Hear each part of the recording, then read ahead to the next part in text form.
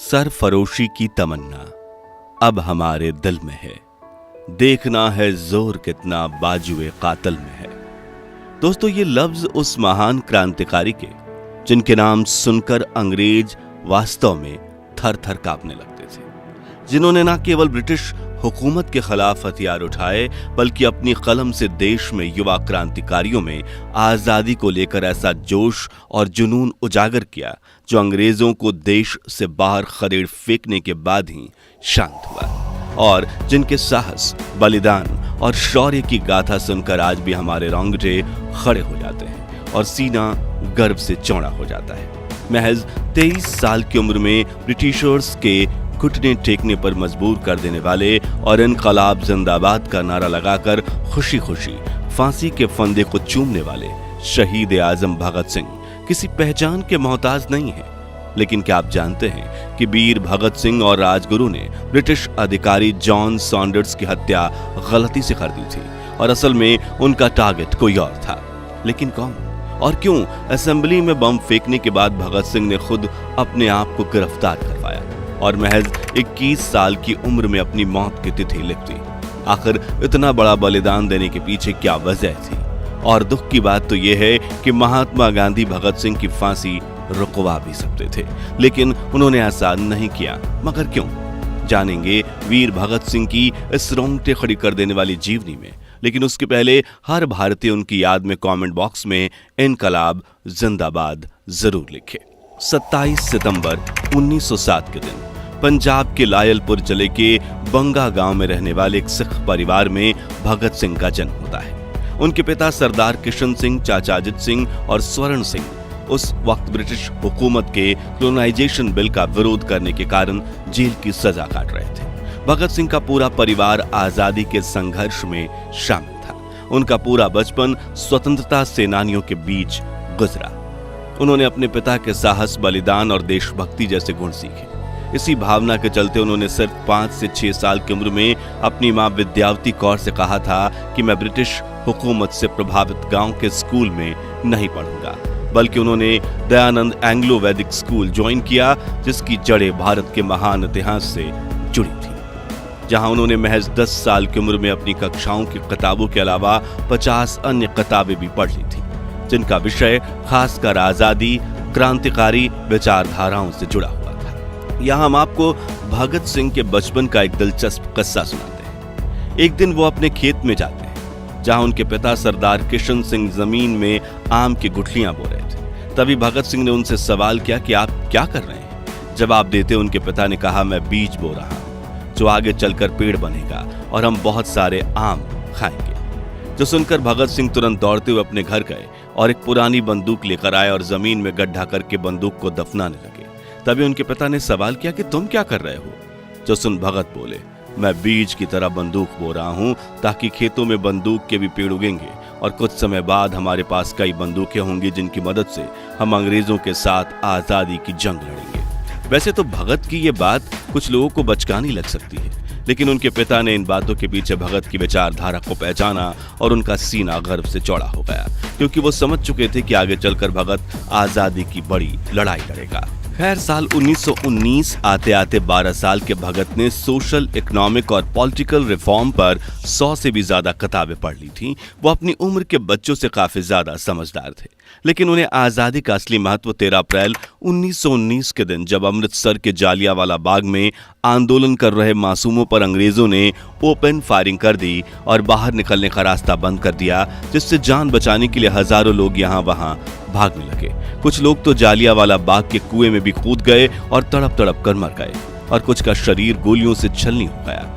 आजादी की लड़ाई के इस काले दिन पर करीब 1500 लोगों ने अपनी जान गंवाई थी, और इस बारे में खबर मिलते ही 12 साल के भगत 40 किलोमीटर पैदल चलकर जालियांवाला बाग पहुंचे और खून से लथपथ देशवासियों को तड़प कर मरता देख उनकी रूह कांप उठी। भगत सिंह ने देश की आजादी को ही अपने जीवन का एकमात्र लक्ष्य तभी बना लिया। वो एक कांच की बोतल में खून से रंगी मिट्टी भरकर अपने घर ले आए। तभी उनकी बहन ने पूछा कि तुम इतनी देर कहां गायब थे? तो भगत सिंह मिट्टी दिखाकर बोले, ये मेरे उन शहीद देशवासियों का खून है जिन्हें अंग्रेजों ने बेरहमी से मार दिया। मैं इनकी मौत का बदला लूंगा और अंग्रेजों को भारत से बाहर खदेड़ फेंकूंगा। जब भगत सिंह आजादी की लड़ाई के लिए तैयार थे, लेकिन उन्हें कोई राह नहीं दिखाई दे रही थी। इसी बीच 5 सितंबर 1920 के दिन गांधी जी ने असहयोग आंदोलन की शुरुआत की। उन्होंने कहा कि हम अंग्रेजों की हिंसा का जवाब हिंसा से नहीं देंगे, बल्कि उनके उत्पादों का इस्तेमाल बंद कर देंगे। उनके द्वारा बनाए गए स्कूल कॉलेज में पढ़ने नहीं जाएंगे और स्वदेशी चीजों का इस्तेमाल करेंगे। भगत सिंह गांधी जी की इस विचारधारा से काफी प्रभावित हो गए और उन्होंने लाहौर में असहयोग आंदोलन का बढ़ चढ़कर समर्थन किया। वो खुलेआम अंग्रेजों को ललकारा करते थे, ब्रिटिश सरकार द्वारा छापी गई किताबों को जलाया करते थे। अगले 2 सालों में अंग्रेज कंगाल हो चुके थे और हर देशवासी की तरह भगत सिंह को भी पूरा यकीन था कि अंग्रेज जल्द ही भारत छोड़कर चले जाएंगे। लेकिन तभी चौरी चौरा कांड के कारण महात्मा गांधी ने इस आंदोलन को वापस ले लिया। तब भगत सिंह ने काफी निराशा महसूस की और उन्होंने आजादी के लिए क्रांतिकारी मार्ग चुना, क्योंकि वो समझ चुके थे कि अगर हम अहिंसा के नाम पर कमजोर पड़ेंगे तो अंग्रेज हमें कभी आजाद नहीं होने देंगे। और यहीं से शुरू होती है भगत सिंह के साहस और बलिदान की कहानी। दरअसल सन 1923 में उन्होंने लाहौर के नेशनल कॉलेज में दाखिला लिया, जहां उनकी मुलाकात सुखदेव और भगवती चरण जैसे क्रांतिकारियों से हुई। वो पढ़ाई में काफी अच्छे थे। उनको उर्दू, हिंदी, गुरमुखी, अंग्रेजी और संस्कृत भाषाओं पर महारत हासिल थी। लेकिन असहयोग आंदोलन पर रोक लगते ही अंग्रेज बेकाबू हो गए थे। उन्होंने भारतीयों पर काफी ज्यादा अत्याचार करना शुरू कर दिया था और देश में आजादी की लड़ाई अपनी चरम सीमा पर थी। इसलिए भगत सिंह ने पढ़ाई छोड़ दी और खुद को पूरी तरह से स्वतंत्रता आंदोलन के लिए समर्पित कर दिया। हालांकि सन 1924 में उन पर शादी करने के लिए परिवार वालों का दबाव पड़ने लगा। तभी भगत सिंह ने यह कहते हुए घर छोड़ दिया कि यदि मैं भारत की आजादी से पहले विवाह करूंगा तो मौत ही मेरी दुल्हन होगी, और वो कानपुर आ गए। भगत सिंह का मानना था कि देश का युवा आजादी की लड़ाई में बड़ी भूमिका निभा सकता है, इसलिए वो बगावत करने के लिए लाखों युवाओं को अपनी तरफ करना चाहते थे। लेकिन उनके पास युवाओं तक अपनी बात पहुंचाने के लिए कोई माध्यम नहीं था। इसलिए साल 1926 में उन्होंने लाहौर में कृति किसान पार्टी ज्वाइन कर ली और इसी पार्टी द्वारा प्रकाशित की जाने वाली मैगजीन कृति में अंग्रेजों के खिलाफ आक्रामक लेख लिखने लगे। साथ ही अपने कुछ आर्टिकल्स के पंपलेट भी बांटने लगे। शहीद आजम भगत सिंह की लिखावट इतनी दमदार थी कि उनका लेख पढ़कर सभी का खून खौल उठता था, जो देख अंग्रेजी हुकूमत खुद को असुरक्षित महसूस करने लगी थी। इसलिए वो कैसे भी करके भगत सिंह की आवाज बंद करवाना चाहते थे। इसी बीच एक बार अंग्रेजों ने उन्हें पर्चे बांटते हुए गिरफ्तार कर लिया और कोर्ट में केस चलाया। ब्रिटिशर्स की अदालत भी भगत सिंह को आजाद नहीं करना चाहती थी, इसलिए उन्होंने बेल के लिए 60,000 रुपए की मांग की। आज से करीब 100 साल पहले 60,000 का मूल्य आज के लाखों रुपए जितना होता था। इसलिए कोर्ट को लगा कि अब भगत सिंह जेल में सड़ते रहेंगे। लेकिन भगत सिंह के पिता ने जैसे तैसे करके 60,000 रुपयों का बंदोबस्त किया और उन्हें बेल दिलवाई। लेकिन इसके बावजूद उन्होंने ब्रिटिशर्स के खिलाफ लेख लिखना बंद नहीं किया। साथ ही नौजवान भारत सभा नाम से अपनी पार्टी का गठन भी किया। वहीं दूसरी तरफ हिंदुस्तान रिपब्लिकन एसोसिएशन के कुछ क्रांतिकारियों ने काकोरी कांड को अंजाम दिया, जिसके बाद ब्रिटिशर्स ने क्रांतिकारियों की धरपकड़ की और राम प्रसाद बिस्मिल समेत 4 फ्रीडम फाइटर्स को फांसी की सजा सुनाई, जबकि 16 क्रांतिकारियों को आजीवन कारावास में डाल दिया गया। इसी घटना के बाद भगत सिंह ने हिंदुस्तान रिपब्लिकन एसोसिएशन के प्रमुख चंद्रशेखर आजाद से मुलाकात की और अपनी पार्टी नौजवान सभा को HRA से जोड़ने की बात रखी। चंद्रशेखर भी भगत सिंह के इस प्रस्ताव से सहमत हुए और दोनों पार्टीज का विलय कर दिया गया और नई पार्टी का नाम हिंदुस्तान सोशलिस्ट रिपब्लिकन एसोसिएशन रखा गया। उसी साल जब साइमन कमीशन भारत आया तो लाला लाजपत राय ने उसका जोरदार विरोध किया। इस विरोध प्रदर्शन के दौरान ब्रिटिश पुलिस की MP जेम्स स्कॉट ने भीड़ पर लाठीचार्ज करने का आदेश दिया। उसने दूर से ही लाला लाजपत राय को देख लिया और खुद उनके पास पहुंचकर उन्हें बेत की छड़ी से मारने लगा और तब तक बेत चलाता रहा जब तक कि वो लहूलुहान होकर जमीन पर नहीं गिर गए। साथियों, लाला लाजपत राय बेहोश होने से पहले चिल्लाकर कह रहे थे, हमारे ऊपर चलाई गई हर लाठी ब्रिटिश साम्राज्य के ताबूत में ठोकी गई कील साबित होगी। और 17 नवंबर के दिन अस्पताल में इलाज के दौरान उनका निधन हो गया, जिससे देश के हर क्रांतिकारी का खून खौल उठा। अगले दिन 10 दिसंबर 1928 को देश भर में क्रांतिकारियों की लाहौर में बैठक हुई, जिसकी अध्यक्षता भगवती चरण वोहरा की पत्नी दुर्गा देवी ने किया।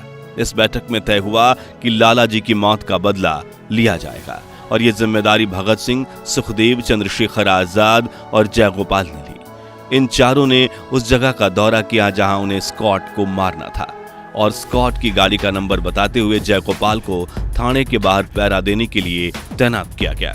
लेकिन जयगोपाल ने स्कॉट को कभी देखा ही नहीं था और दुर्भाग्य से उस दिन स्कॉट ने छुट्टी ले ली थी क्योंकि उनकी सांस इंग्लैंड से लाहौर आने वाली थी। ऐसे में जब पुलिस स्टेशन से असिस्टेंट एसपी जेपी सैंडर्स बाहर आए तो जयगोपाल ने समझा कि यह स्कॉट है। उन्होंने इसकी सूचना भगत सिंह और राजगुरु को दे दी, जो सुनकर ये दोनों थाने के पास दौड़े चले आए और जब सैंडर्स अपनी मोटरसाइकिल स्टार्ट कर रहे थे तब राजगुरु ने उन पर अपनी जर्मन माउजर पिस्तौल से गोली मार दी। भगत सिंह चिल्लाते ही रह गए, नहीं नहीं नहीं, ये स्कॉट नहीं है, लेकिन तब तक देर हो चुकी थी। लेकिन उन्होंने 3 गोलियां चलाकर जेपी सैंडर्स के सिर को छलनी कर दिया था और सभी क्रांतिकारी वहां से भाग निकले। इस पुलिस अधिकारी की मौत की खबर पूरे देश में आग की तरफ फैल गई और युवा क्रांतिकारियों के जहन में भगत सिंह और उनके साथियों के लिए आदर सम्मान बढ़ने लगा। लेकिन एक दिक्कत ये थी कि सैंडर्स की हत्या से ब्रिटिशर्स बौखला गए थे और वो लाहौर में भगत सिंह को पागल कुत्तों की तरह ढूंढ रहे थे। ऐसे में वहां से निकलना जरूरी था, इसलिए भगत सिंह ने दुर्गा देवी से मदद मांगी। भगत सिंह ने अंग्रेजी पोशाक पहनी और एक पतली सी मूंछ रखी और टोपी पहनकर एक जेंटलमैन के रूप में तैयार हुए। दुर्गा देवी उनकी पत्नी बनी और राजगुरु ने उनके नौकर का भेष धारण किया। या अंग्रेज स्टेशन पर पगड़ी पहने सरदार को ढूंढते रह गए और भगत सिंह ट्रेन में सवार होकर लाहौर से कोलकाता पहुंच गए। कलकत्ता में कुछ दिन रहने के बाद भगत सिंह आगरा आए, जहां उन्होंने हींग की मंडी मोहल्ले में 2 घर किराए पर लिए, जहां उनकी अपने साथियों के साथ कई लंबी मीटिंग्स हुई। सबका मानना था कि सत्या का वो असर नहीं हुआ जिसकी उम्मीद वो सभी कर रहे थे। उन दिनों असेंबली में 2 बिलों पर चर्चा होनी थी। एक था पब्लिक सेफ्टी बिल, जिसमें सरकार को बिना मुकदमा चलाए किसी को भी गिरफ्तार करने का अधिकार दिया गया था। दूसरा था ट्रेड डिस्प्यूट बिल, जिसमें श्रमिक संगठनों को हड़ताल करने की मनाही हो गई थी। तब भगत सिंह ने निर्णय लिया कि अब कुछ बड़ा करना होगा और बड़े से उनका मतलब था अपने प्राण की आहुति देना, ताकि युवा क्रांतिकारियों का खून खौल उठे और देश में स्वतंत्रता संग्राम की रफ्तार बढ़े। साथियों, जरा सोचिए, 22 साल का लड़का खुद अपनी मौत की कहानी लिख रहा था, लेकिन कैसे? तो उन्होंने बटुकेश्वर दत्त को अपने साथ लिया। दोनों ने मिलकर लो इंटेंसिटी का बम बनाया और जिस दिन यह बिल पेश किया जाने वाला था, यानी 8 अप्रैल के दिन, भगत सिंह और बटुकेश्वर दत्त खाकी कमीज और शॉर्ट्स पहने हुए सेंट्रल असेंबली में दाखिल हुए और भगत सिंह ने काफी सावधानी से असेंबली में उस जगह बम फेंका जहां कोई मौजूद नहीं था। जैसे ही बम फूटा, पूरे हॉल में काला धुआं छा गया, चारों तरफ भगदड़ मचने लगी। तभी दर्शक गैलरी से असेंबली में कागज के पंपलेट उड़ने लगे, जिसमें लिखा था, बहरों को सुनाने के लिए ऊंची आवाज की जरूरत होती है। इसी के साथ भगत सिंह और बटुकेश्वर दत्त ने इनकलाब जिंदाबाद, लॉन्ग लिव प्रोलेटेरिएट के नारे लगाना शुरू कर दिया और भागने के बजाय खुद ब्रिटिश पुलिस के हाथों गिरफ्तार हो गए। हालांकि भगत सिंह अच्छी तरह से जानते थे कि अगर वो गिरफ्तार हुए तो वो कभी आजाद नहीं हो पाएंगे, लेकिन उनकी जेल में ही मौत होगी। उन्होंने देश के लिए अपने प्राणों को दांव पर लगा दिया। वो कहते थे कि मेरे खून का एक एक कतरा इनकलाब लाएगा। चलिए अब जानते हैं गिरफ्तारी के बाद जेल में वीर भगत सिंह के साथ क्या क्या हुआ। तो भगत सिंह पर असेंबली बम केस और सैंडर्स की हत्या को लेकर लाहौर कॉन्स्पिरेसी केस चलाया गया और जब तक फैसला आए तब तक उन्हें कैद में रखा गया। लेकिन जेल में रहकर भी भगत सिंह ने आजादी की लड़ाई जारी रखी।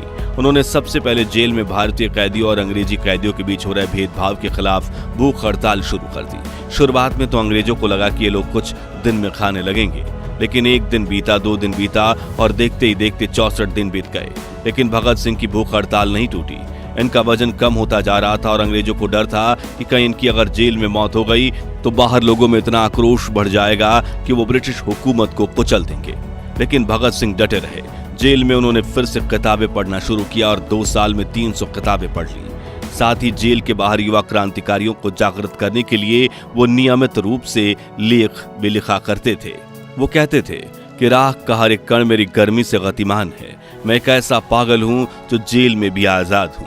इस बीच 7 अक्टूबर 1930 के दिन सैंडर्स की हत्या के जुर्म में भगत सिंह, राजगुरु, सुखदेव को फांसी की सजा सुनाई गई और 24 मार्च 1931 के दिन इन्हें फांसी दी जानी थी। यह खबर सुनकर देश में शोक की लहर दौड़ गई, लेकिन भगत सिंह के सिर पर एक शिकन तक नहीं आई। उस दौरान भगत सिंह ने एक बात कही थी, वे मुझे मार सकते हैं लेकिन वो मेरे विचारों को नहीं मार सकते। वे मेरे शरीर को कुचल सकते हैं लेकिन वो मेरी आत्मा को कुचलने में सक्षम नहीं होंगे। हालांकि देशवासियों को ब्रिटिश सरकार का यह फैसला मंजूर नहीं था। देश भर में हाहाकार मच चुका था, हर तरफ विरोध प्रदर्शन हो रहा था। जैसे जैसे तारीख नजदीक आ रही थी, विरोध प्रदर्शन आक्रामक रूप ले रहे थे और ब्रिटिश सरकार भी डर के मारे कांप रही थी और उन्हें यह डर था कि कहीं लोग जेल पर हमला ना कर दे और स्थिति उनके कंट्रोल से बाहर ना निकल जाए।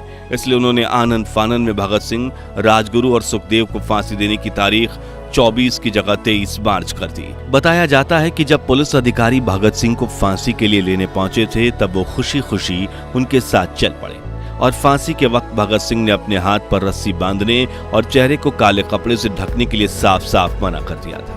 उन्होंने अपनी मां को वचन दिया था कि जब भी उन्हें फांसी होगी तो वो फांसी के तख्ते से इनकलाब जिंदाबाद का नारा लगाएंगे।